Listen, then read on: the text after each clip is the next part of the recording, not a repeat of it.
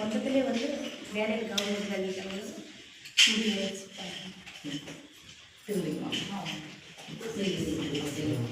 அனைவருக்கும் வணக்கம். 108 வாராகி அம்மன் ஆலயத்திலிருந்து வாராகி உபாசகர் சுஜித் ஜீவலிங்கம் அம்மையார் பேசுகிறேன்.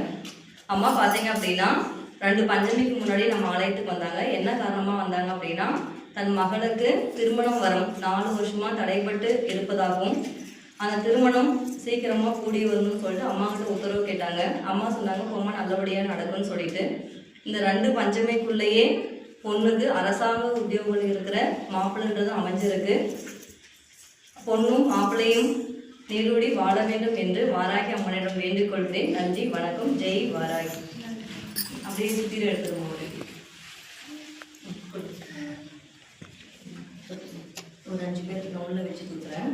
ஒரு 5 பேருக்கு கொடுத்துட்டு அவங்க கையில் பூ வாங்கி பிள்ளைக்கு ஆசீர்வாதம் பண்ண சொல்லிடுங்க. சரியா?